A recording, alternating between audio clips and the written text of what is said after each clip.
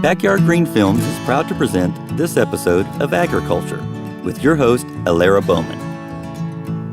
Alara and her husband Rick travel throughout the land in their teardrop trailer that they have nicknamed Maggie, bringing you stories about their travels and the people they meet. They visit farmers, ranchers, and just about anyone who loves putting their hands in the dirt or their feet in stirrups. In those travels, they have gotten to meet some very interesting people. Here's one of those interviews. Hi, this is Alara. Welcome back to our podcast. We talk about food in many of our podcasts, but it's usually from the beginning point of the plant or the animal itself and not the ending point at the table. Since last week, we spoke with Camus Davis, and we discussed the butchery end of the process. We thought it might be nice to bring you the chef's perspective. Now, maybe you're thinking, okay, I can just go down to the local restaurant and ask to see the chef and ask him a few questions, and that'll be the same thing. It may or may not be. If your chef at the local eatery orders from a regular available supplier and cooks the food and pops it on the table promptly, it's still not the same, unless he goes way past the norm, like our next guest. Being a chef is like anything else in life. Some people do the minimum necessary. Some people go above and beyond. And some people go to the point where they not only do the beyond part, but they include a philosophy of life, a view of the universe, ethical considerations, and turn it all into art you can both appreciate gastronomically and artistically. This is that guy. We're speaking today with Jonathan Perno, executive chef at Campo, the restaurant at Los Poblanos in Albuquerque, New Mexico. We've included some links on our podcast intro page, and I sincerely hope you take the time to visit their website to see this beautiful example of what agri-tourism can be. Lovely lodging, an organic farm and garden, a lavender farm for artisan products, an amazing restaurant, and a bar that has mixologists, not bartenders. I get happy, hungry, and sleepy just thinking of all those things, but in a good way. To describe Los Poblanos and Jonathan, I'm going to read you excerpts from their website, as I can't encapsulate their goals any better than they do. This is Matthew Remby, Executive Director of Los Poblanos. Our entire team is engaged on issues of the land and sustainability. We dedicate a lot of time to supporting local nonprofits dedicated to food issues, water issues, education, historic preservation, tourism, and economic development.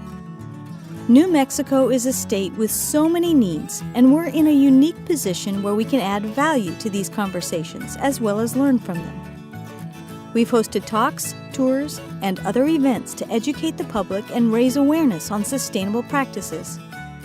We educate our staff in-house and have them sent to organic farm conferences and sustainable practice seminars locally and nationally. We also work with local volunteers on our organic farm on a weekly basis during the growing and harvesting seasons. And executive chef, Jonathan Perno. A native New Mexican, Jonathan is now recognized as one of the leading chefs in the Southwest. He has been at Los Poblanos for over 10 years and, with the Remby family, helped shape its vision of Rio Grande Valley cuisine. Jonathan has been nominated 5 times as a semifinalist for a James Beard Award and is a strong advocate of the farm-to-table philosophy. He is a butcher, farmer, beekeeper, and has trained many cooks to become great chefs, many who now run kitchens of their own. He collaborates with organizations locally and nationally that are dedicated to improving the quality of food, soil, and culinary technique. We met Jonathan through the kind introduction of Adam Danforth of the Chefs Collaborative, the Butcher's Manifesto, and the Good Meat Project. Adam is another rock star in the world of butchery. After 1 or 2 rescheduling adventures for our original interview, due to the fires in Oregon and California, we felt as if we were stalking Adam a bit, but he suggested we meet up with him in Albuquerque in November of 2018, where he was leading hands-on workshops in one of the unknown food capitals of the United States. I sure didn't know it, but Albuquerque has quite the farm-to-table reputation. One of those workshops was held at Los Poblanos, and one of those amazing chefs was Jonathan Perno. This was one of those few times where Rick had to take the lead on the interview, as I only had one day in Albuquerque. I was there with him for only part of that trip before I had to head home. I hit the Mangalitsa pig farm on a beautiful fall day, and a CTLR Longhorn interview with Debbie Davis at the Quivira Coalition Grass-Fed Alliance Convention. Rick then stayed for the butchery part, including a very respectfully conducted humane slaughter demonstration on site, a whole animal butchery class, and then dinner afterwards. So you'll hear Rick asking the questions on this one instead of me. And yes, I still feel intensely guilty about the scheduling requirements on that one. Rick said it gives a difficult but really important appreciation for what it takes to bring food to our plates, but that's a story for another day. I comfort myself that he had the chance to speak with Jonathan at Los Poblanos and taste the bounty of all the work that came before. We'd like to thank Jonathan Perno for his graciously given time, Adam Danforth for the introduction, and the sheep for giving its all. And I mean that sincerely on all counts.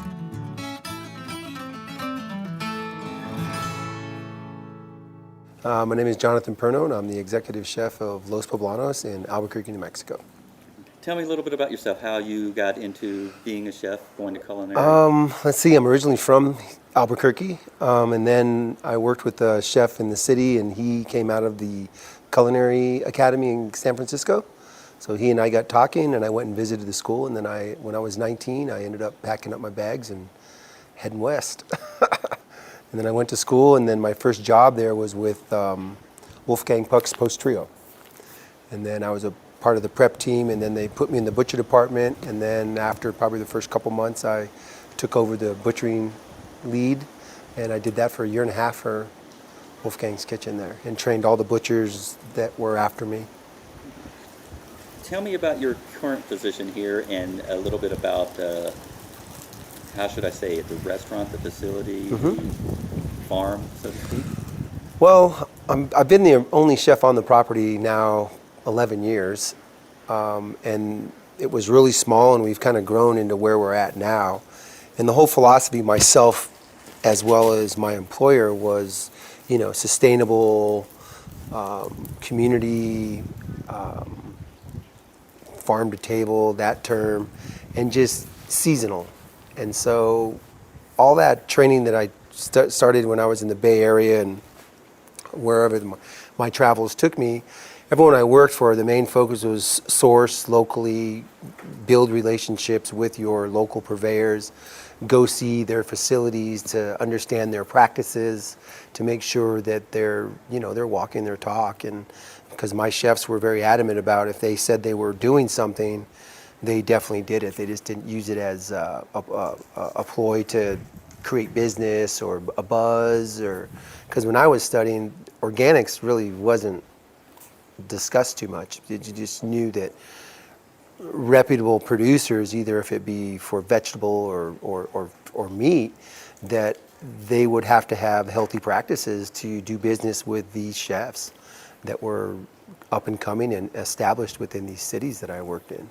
And none of them cut corners, and they sourced egg farmers and poultry farmers and lamb. And I mean, at Post Trio, we used to go through like 18 lamb a week, whole carcasses.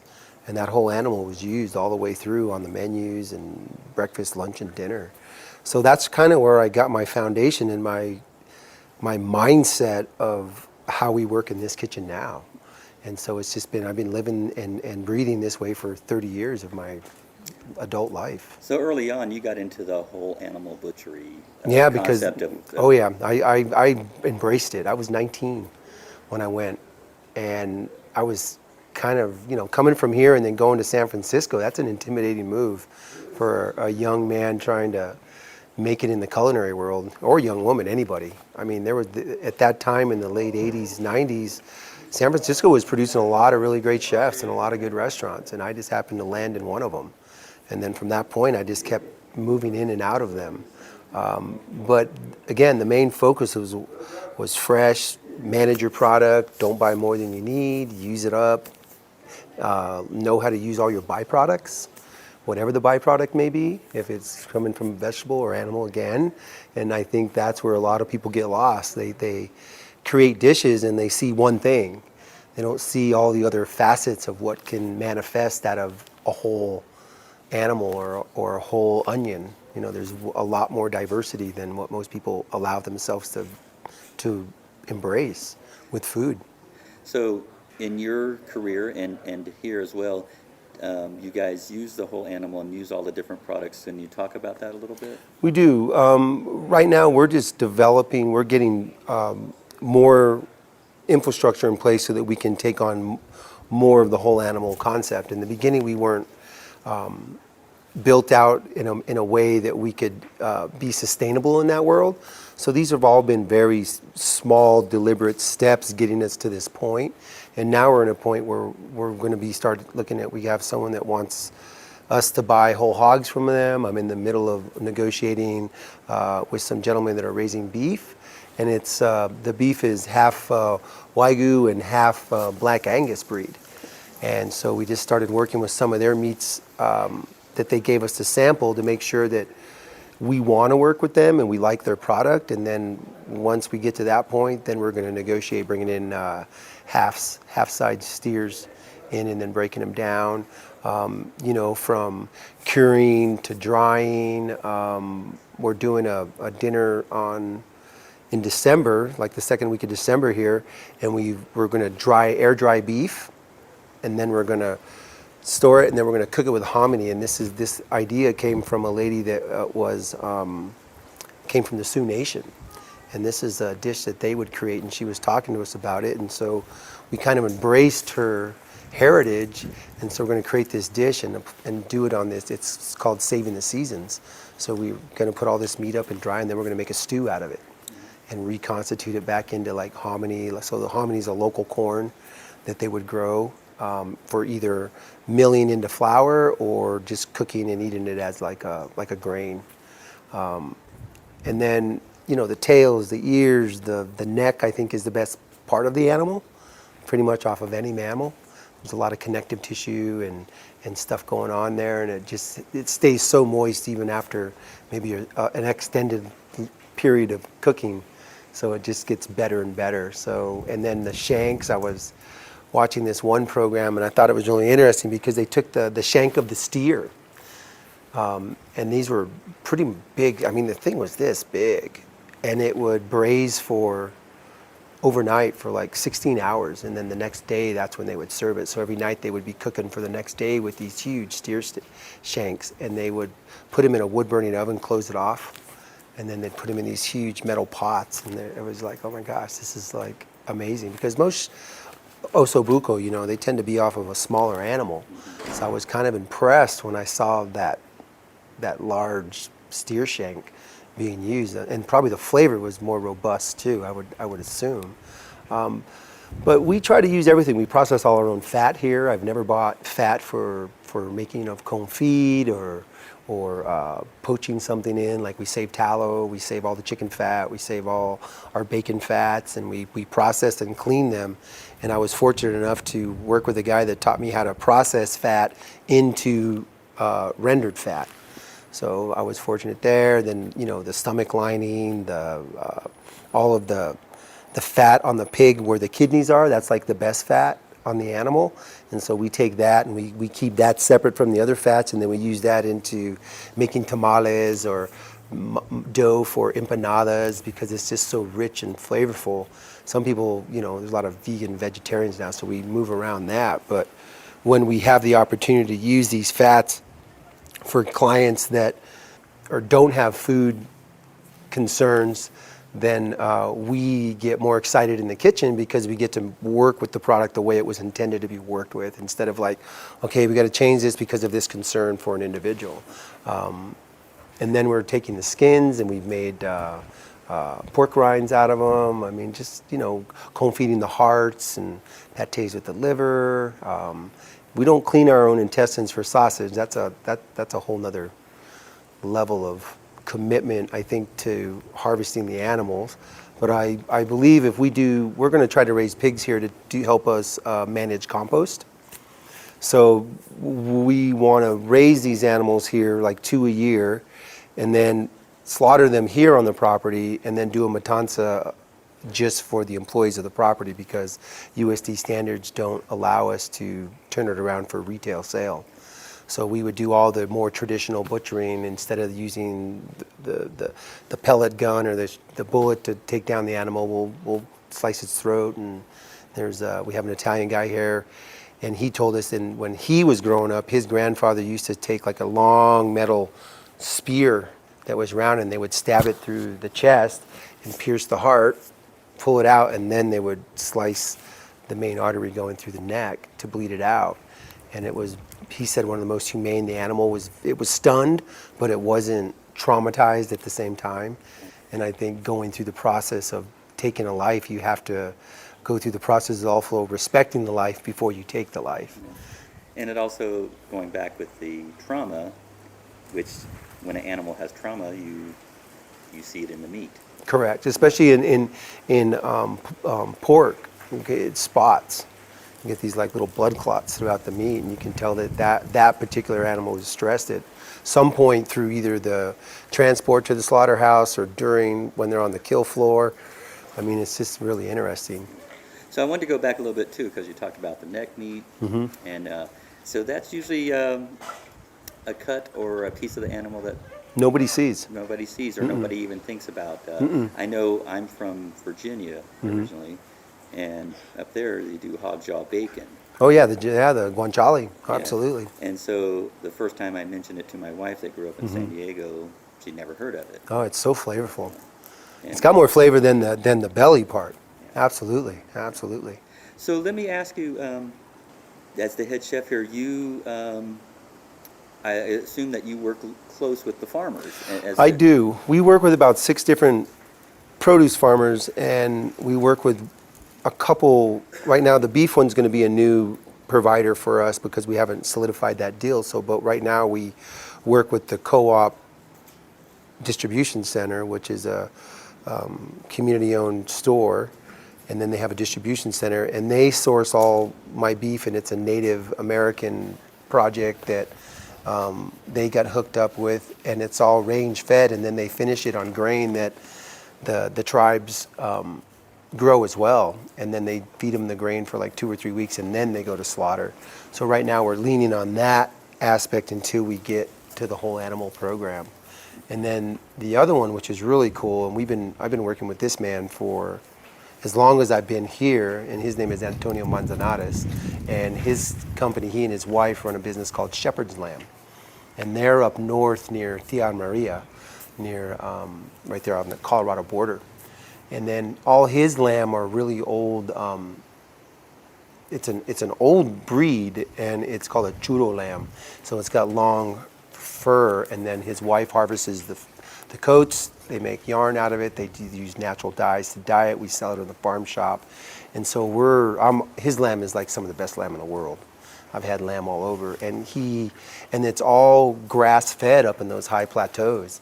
And supposedly, I guess at that elevation in this particular strain of grass, it's really high in beta carotene. So that helps do what corn would do for beef. It helps develop the marbling within the meat. And like I say, this guy, he's an old school Hispanic rancher, and he's been doing this for a really, really long time. And he's the one that turned me on to getting the neck, because I said, well, what about neck meat? Because I was just doing a lot of research on it. And he goes, well, I sell all my neck meat to a lady that makes dog food. And I'm like, dog food? I'm like, are you kidding me? He goes, yeah. He goes, why do you want it? And I said, I'll take every bit of it. And so he weaned her off of him. And now every neck, when he harvests his lamb, he stockpiles them. And then I buy them all from him. And hopefully I can get into a position where we're buying whole carcasses from him pretty consistently. That's the idea. So now the sheep, did you say it was a churro? Churro, and then he also raises the more conventional white, I don't know the breed name, but it's the more traditional lamb that you would see. So the churro is what they make the blankets with? Correct. Yeah. Okay, so that is a heritage breed. So you do work with heritage breed here with as far as your lamb goes. And the hogs, there's some people that are trying to get me in contact with the woolly pigs, the Mangalistas. And there's another breed, I forget it, but there's 2 different producers that are working heritage breed hogs. And so we're going to look at that, especially in the charcuterie world, because again, they don't grow as fast, they don't get as big as the conventional standard American Tyson bred hog, but I would rather have a smaller yield and end up with a better product, because my whole belief system, and it doesn't matter who's producing something, is to know these people, build these relationships. That's why I don't have 20, 30 of them. I kind of keep my relationships smaller, because it's easier to either maintain them or lose them, one or the other, depending on how invested you are in the relationship. So we really, and I teach my team that we really invest in these individuals and we really respect who they are and what they're doing. Because if it wasn't for these people and their investment and their integrity to what they do, we wouldn't be able to do what we do in the kitchen. And the whole idea is to take what they've started and continue to move that needle forward. It's not like, okay, here you go, chef, now you start all over and make your own way with this. I want to promote them as much as we're promoting this place, and showing that we one, support the community, and two, we have a relationship with these people, and if it wasn't for that relationship, we wouldn't be doing what we're doing. Well, it's the same thing as the farmer's aspect. They're a small farmer, and they're raising whatever particular animal or animals they're raising, but they're not raising 1,500 to feed the world. Right. No, they're raising enough to take care of whatever a community is within their scope. So you were talking about the other pigs that you're looking into a farm, and would that be? One is Talisman, and he's up in there, the eastern part of the state. We mentioned it a little bit earlier, but when we were talking about butchers, and you were saying how different it was being in England, I believe. Yeah, London, yeah. Versus here. You know. Here it's a grocery store. There it was a butcher. You wanted meat, you go to the butcher. You wanted bread, you go to the bread store. You wanted cheese, you went to the fromage store. You know, and I think that, I don't know why we haven't embraced more of that as we've become older as a country and just as a society in the U.S. But I think that it seems like the tides are turning very slowly back to that process, and people realizing that they don't want a lot of ingredients in their food. They want the least amount of ingredients in their food, and they want to know where it's coming from, and they want to know who's producing it and what's being done to it. And I think that's just a good consciousness that's starting to get even bigger. And I think those are the things that are going to change the way, not just the way the consumer looks and buys and eats food, but I think it's really going to change in the way the industry looks and buys and prepares food. You know, they're going to go away from, because a lot of these broadliners tell you, oh, we'll cut you a perfect 10-ounce steak every time, and and then, yeah, but you get none of the byproduct, you get none of the bones, you get an inflated price, and you get something that's sometimes pumped with water or brines just for preserving techniques, and it's just not what I've invested in, and it's not what I was trained ever, which was really good for me. I felt very fortunate when I went to go and learn to be a chef, because I was just in a space where I was surrounded by these people that have this mindset, and they've always had this mindset. And I find it interesting, and it's not a bad thing when you see new restaurants and new chefs coming on the scene, and they're all clamoring to get this stuff, but they somewhat struggle at it, because they just it hasn't been so constant in their cycle of their profession. And I was lucky to have it everywhere I went, where things were used. Just like I worked in Alaska, and just to see if I could handle living in the bush, and seeing if I wanted to live out there as a single person, like in the winter, and be a caretaker. And we were 70 miles away from civilization on a river, and you had to be resourceful, and you had to use all your product, and you couldn't be careless, you know, because that's food and that's waste. And so, you know, it's a big contributor. You know, you got to feed people. You got to make the smallest carbon footprint. So, I mean, all those things play into it.